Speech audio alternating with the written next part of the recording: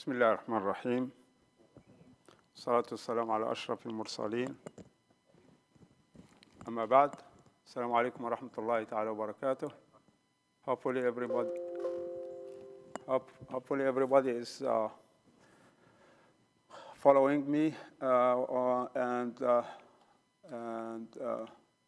hearing. Hopefully the hearing is good. So, بسم الله الرحمن الرحيم والصلاة والسلام على أشرف المرسلين. أما بعد, السلام عليكم ورحمة الله تعالى وبركاته.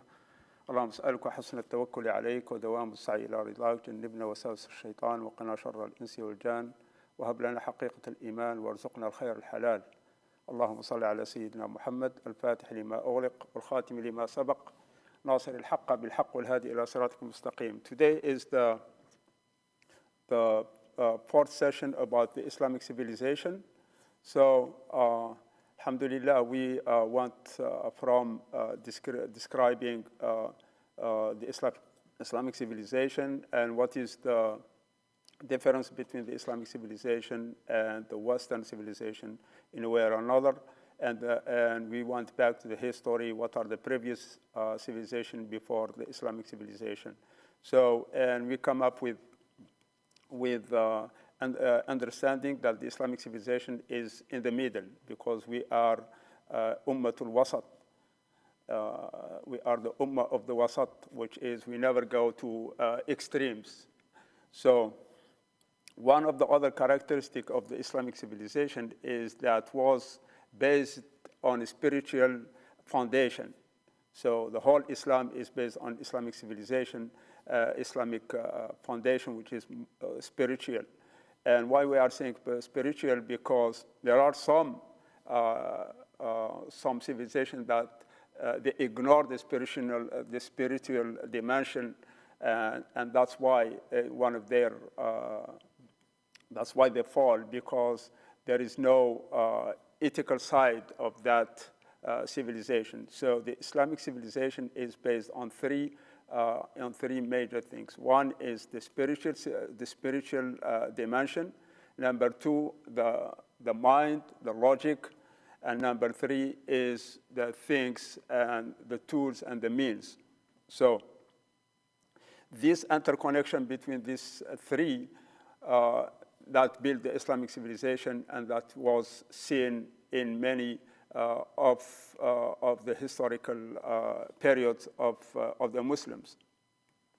So the principle of civilization is based on the ethical foundation, the scientific foundation, and the tools and the means and the technology. So any civilization that can survive has to have these three dimensions. These three pillars, which is the ethical principle. The ethical principle is where the foundation of the spiritual and the foundation of the religion. So, and parallel to that, it has to have a scientific logic behind it. So when somebody tries to create something, he has, first of all, the engagement should come from the spiritual side, but he has to use his mind and his brain and his scientific knowledge in order to come up with some invention. And then it's up to him to use the tools, the means, and the technology of the time. So each time it has its own means and tools. So the main things between Islamic civilization and the non-Islamic civilization is it ignores and didn't give the right rating to the spiritual dimension. So and this is one of the favor of the Islamic civilization, because it take the dimension, the spiritual dimension. Why? Because we are a believer of Allah subhanahu wa ta'ala. We believe on the end of, on the day of judgment, and all our thinking is around that. So this dunya, we don't consider that's the end of it. We consider that's just a bridge for the akhirah, and we are going to be accountable as individual and as collectives. So So the Islamic civilization versus the Western civilization. If you want to compare these two, so we'll find out the Islamic civilization is spiritual plus scientific plus the material world.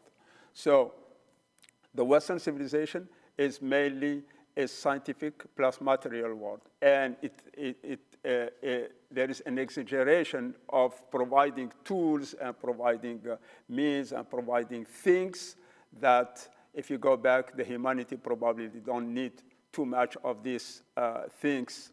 So the impact of missing the spiritual dimension is that when a person doesn't have the spiritual dimension, or an entity, or a government, or a civilization, if they are missing this spiritual dimension, they might cause problems and wars, and because they want to acquire something and they don't have that dimension where it stops them from doing that. If they don't have the spiritual dimension, that they are going to be accountable to Allah subhanahu wa ta'ala. So for this kind of mind, if it's spread in the world, it will, they can create a war for the sake of getting gold or getting oil. In a way or another, they will be careless about killing people in that war, about devastation, about poverty, but the Muslim at the time of their growth, they think first. They think if they are going to cause harm or not. So in a way or another, before deciding, before acting, they go with the ethical of Islam, that it has the root in the spiritual dimension. So the other one is that the materialism of the Western civilization, and nowadays we see this kind of race between countries to provide a material life. And yes, they provide too much material life, but the question is that, is the world happy about the tools that we have and the product that we use? Did they bring some happiness to the world? Did they stop some wars in the world? Did they fix the problem of the poverty? So why? Because we have to, in a way or another, if you want to diagnose why this Western civilization or any previous civilization that falls, we have to figure out what are the criteria of the fall of that causes the fall of any civilization. So the material civilization, it creates problems. So why the Muslims didn't create this problem? Because they were thinking ahead, and they were thinking for benefiting the communities, benefiting the world, and not harming the world or any of. And if you see that in the advice of Muhammad sallallahu alaihi wasallam, when he sent the troops to any country, they'll tell them, don't do this, don't even cut a tree, don't kill the animal, don't all this. So it means that the Islamic civilization, it has a root in the religious, and in the religious it has a root in the spiritual, and the spiritual it has a root in the connection with Allah subhanahu wa ta'ala and with the accountability on the Day of Judgment. So these are some of the,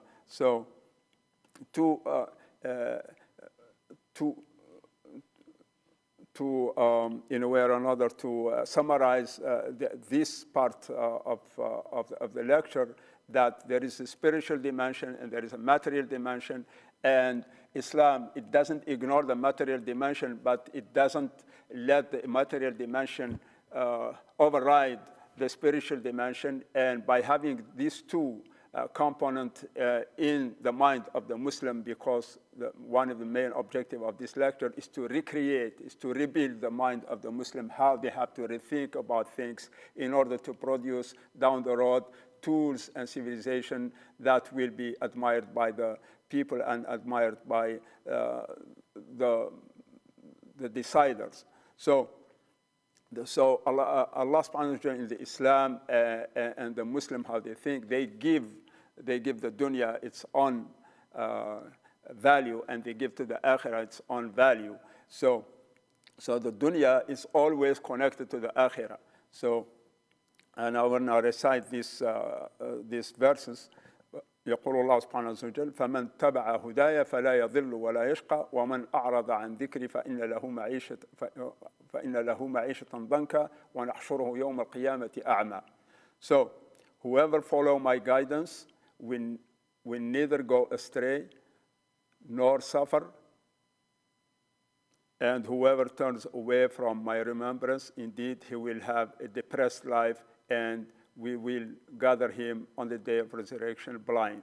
So these verses, when it is known to the Muslim, all his thinking is around that. So he cannot, he look for the happiness. And the happiness, when you look for the happiness, so you look at it from the religious side and from what the Quran said.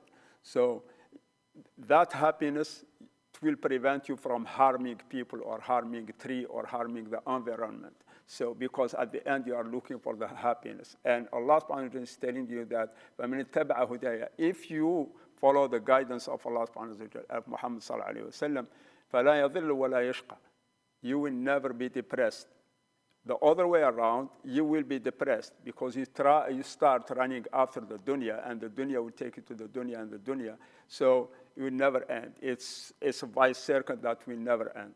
So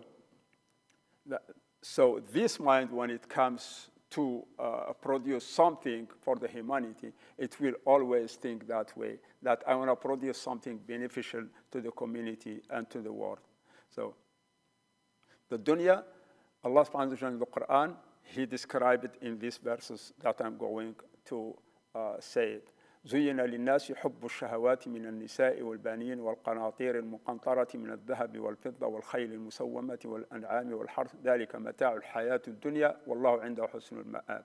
So beautified for people is the love of that which they desire of women and sons, heaped up sums of gold and silver, fine branded horses and cattle and tiled land. That is the enjoyment of worldly life. But Allah has with him the best return. So when you start thinking about the dunya will never end.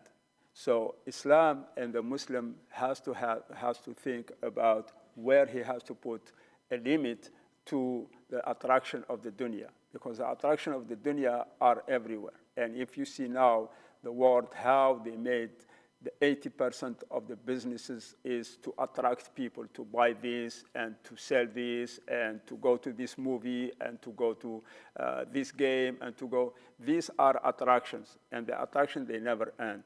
So is the world better for providing attraction?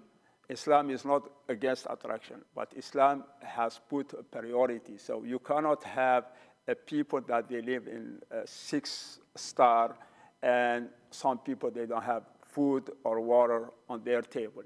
So Islam think about priority, prioritizing things. What are things that will make people live and happy, and then it goes to the next level where people will live and happy and have some extra attraction. And Islam also put a limit for the attraction where he put the shara will come that it tells you this attraction is halal, this attraction is haram. So that why? Because Allah subhanahu wa ta'ala, he wants the human to focus on something necessary for them. Then they will focus on something that they needed, and then they will focus on something that makes their life, they name it in the shara and in the usul, they name it al-kamaliyat, which is the extra things. So it's not matter of poverty. Rasul sallallahu alayhi wa sallam, in one of the hadith, he said, فَوَاللَّهِ مَا الْفَقْرُ أَخْشَى عَلَيْكُمْ وَلَكِنِّي أَخْشَى أَن تَبْسُطَ الدُّنْيَا عَلَيْكُمْ كَمَا بَسُطَتْ عَلَى مَنْ كَانَ مِنْ قَبْلِكُمْ فَتَنَافَسُوهَا كَمَا تَنَافَسُوهَا فَتُهْلِكَكُمْ كَمَا أَهْلَكَتْكُم. So, in a way or another, if we want to rebuild the Islamic brain, the Islamic mind that thinks about, first of all, we should not fear poverty, because the poverty is Allah subhanahu wa ta'ala, He's the sustainer. This is our belief that says that. But doesn't mean that the Muslim should not think about being rich. We should, but how you use that richness, how you spread being rich on the benefit of the other, that's where the question is. So Rasul is, in one way, he's telling us that I'm not afraid that one day you will be poor. I am afraid that this dunya will call you for many attractions, and you will compete like the previous people, or competed on the dunya. فَتُهْلِكَكُمْ كَمَا أَهْلَكَتْهُمْ. This dunya will destroy you like they destroyed the one before, which means that there is a pattern. If anybody will run after the dunya never ends, and it will keep him, pulling him, and then pulling him as an individual, or as a society, or as a collective, or as a country. So it will prevent him from doing the good and benefiting others, because at the end he will start running after the dunya, and the dunya will take him for his own ego. So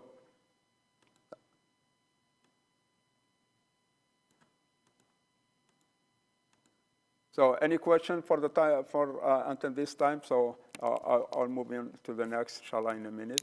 If any question, you can put in the chat if you like.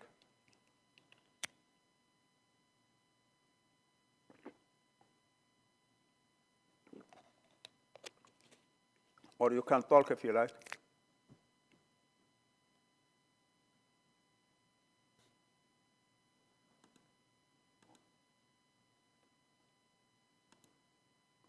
So I want to move to the definition of civilization. So there is one thinker, is Malik ibn Nabi, is originally from Algeria. He wrote too many books about civilization. He's known by all his books are talking about the civilization and the Renaissance in the Muslim world. So he gave this definition that تعريف الحضارة بأنها جملة العوامل المعنوية والمادية التي تتيح لمجتمع ما أن يوفر لكل عضو فيه جميع الضمانات الاجتماعية اللازمة لتطوره. Sorry. So he described the Hadara, the civilization. The civilization is a product that create a moral and material factors that helps society to provide a road of success, a road to success, to individual and to the collective. So in a way or another, you have to have some factors, and these factors will help the individuals and will help the school and will help it's kind of a curriculum that helps and that produce people who are responsible, people who are good, people who do good on earth, people who are high ethical. So this is his description of the civilization. So there are the moral and the material. The moral, as a Muslim, from where we get our morals is from Al-Quran Al-Kareem and Sunnah Muhammad sallallahu alayhi wa sallam. So Hadith and the Quran. So that's what built the Muslim mind from the moral side. Then from the material side, Allah subhanahu wa ta'ala provide the earth and provide the skies and provide the ocean and provide the trees and provide the animals for the sake of the human. That's the purpose of, and the human himself is for the sake of Allah subhanahu wa ta'ala. So at the end, the human are the responsible about the world and about the universe. And Allah subhanahu wa ta'ala want us to interact with this in ethical way. So before thinking to do something, we have to think about, is this ethical? And who gave us the authority of ethical, not ethical, is the Quran al-Kareem and the Sunnah Muhammadiyah. And that's what was the legacy of the scientific scholars who discovered something for the world and at the time of the Islamic civilization. They are always having a mind of building, having a mind of helping, having a mind of benefiting others. They never had a mind to do something in mischief on the earth or harming something. So that's the mind that was built, because these scholars and these scientists, they know the Quran and they know the Sunnah of Muhammad sallallahu alaihi wasallam. So the false parameters. So if you come that people, they say that rich does not mean happy.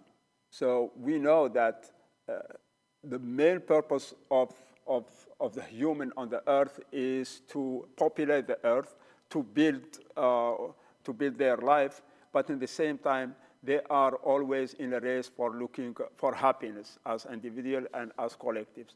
So the question comes is why some people, they are rich and they have tools and they have means, but they didn't get what they want, which is being happy in life. Because there is something wrong in the foundation itself.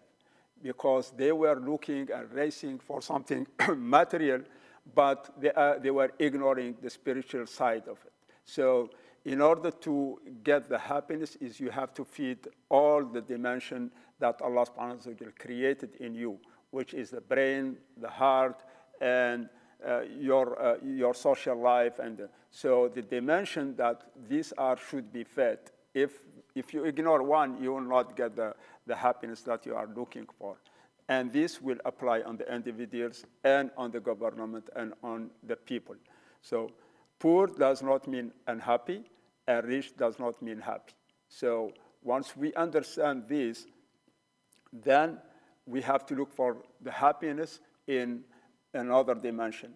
High building doesn't mean civilized. So having a country or having that they have high building and speedy trains and all this, it doesn't mean that they are civilized. Civilized is ethical, is how you behave, what kind of legacy you leave for the people, how peaceful the land is, how many poor people you provide, you help them, and people and countries, and how you save the world. That is what is civilized. So on the definition, all the world agrees on that everybody is here to help, everybody is here to not cause harm to any. But at the level of practices, we don't see this followed. Why? Because they miss the spiritual guidance and they miss the accountability of the day of judgment. So that's what makes the difference between a Muslim mind and a non-Muslim mind.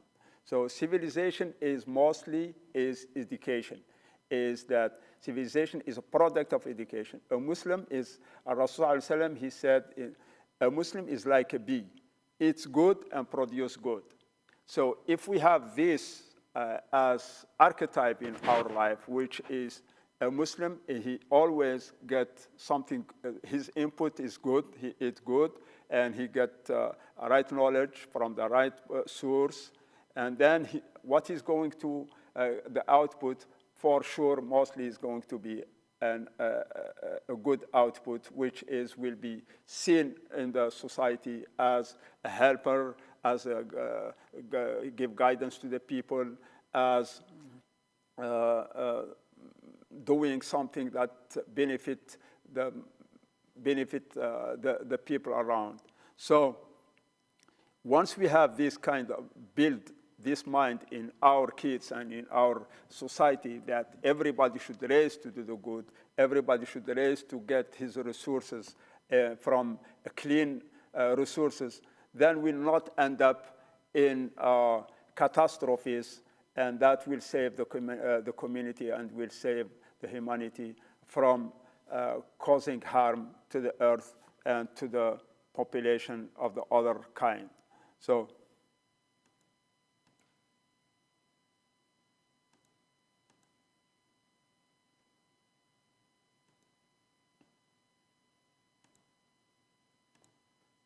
the interaction with the universe is Again, Malcolm Nabi, he said, الحضارة ثمرة التفاعل بين الإنسان والكون والحياة. الحضارة, the civilization, is nothing than an interaction between the insan, which is a human, and the universe and the livelihood. So if we have a good interaction between these three, so we can produce a right society, the right community, to be a fruitful community or a fruitful society that will do the good on the earth. So المشكلة التي تعاني منها مسيرة البشرية وجهودها أن الحضارة بدون تربية. So if you want to fix the product of the civilization, you have to fix the education itself. So the education has to have a spiritual dimension. Why we have, if we can ask, why we have around maybe 1 billion people are atheists, they don't believe in Allah subhanahu wa ta'ala and in the Creator, because there is a problem in the education.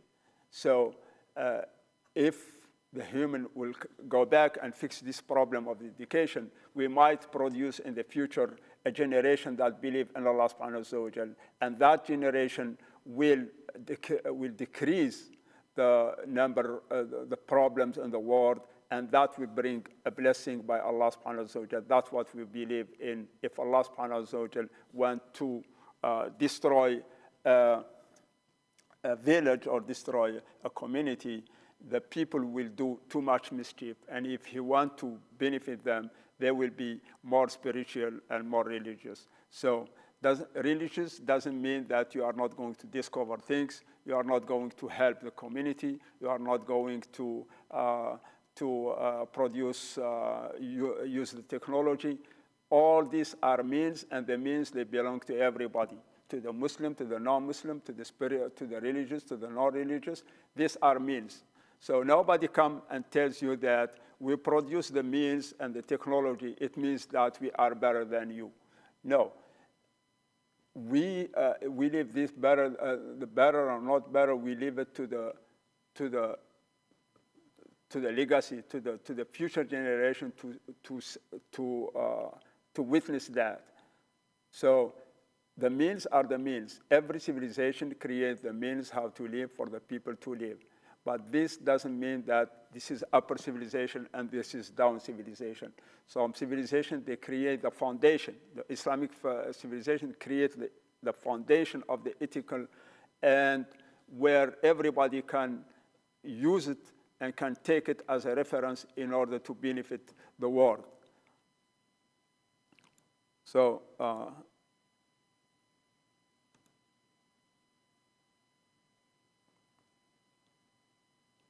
so we are in between two things. One is we produce a product of civilization that will be benefit for the human, or we produce some product of civilization that will harm the world. So if you want to compare that, so which civilization produced good to the world, which civilization produced or pulled the human of the world to go on the wrong side by having, let's say, having some product that only for the beauty, for gaming, for video games, for all this. What's the benefit behind that? If the benefit behind that is to help the community and help the world, yes, that will be a good. But if the benefit of that is just material life, to sell the product and to gain the money, so what's good about that? So we have to question that. That's why a Muslim, he should think about necessity-wise. Need it or I don't need it. It's not like you just run after and buy this and buy this and buy this just to populate your world. And that's the difference between the civilization of the things and the civilization of the spiritual. So the civilization of the things is just, it's like a kid. You want to populate your game room by any kind of games. So he go to a supermarket, he tell his dad, buy me this, buy me this, buy me this, buy me this. But when you grow up, you don't need all these games. So it means that there is a mature civilization and there is a child civilization. A child civilization focus on the things, and a mature civilization focus on the ideas, and these ideas mostly are driven from the spiritual resources, and that's what is Islam and Muslims should go for.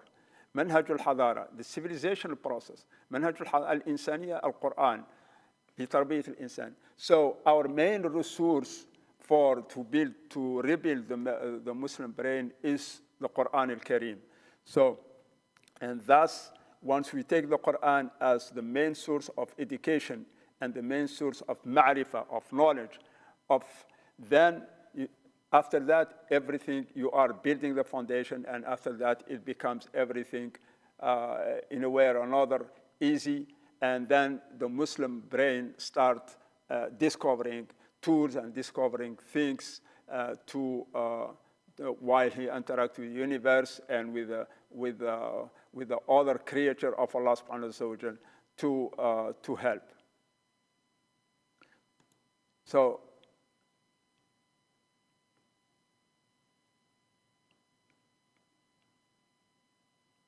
So if you see that, that's why Rasul sallallahu alaihi wasallam, he spent 13 years, 10 years in Mecca and 13 in Al-Medina, is to build that personality of the Muslim who the Quran itself, it's the main resource for him.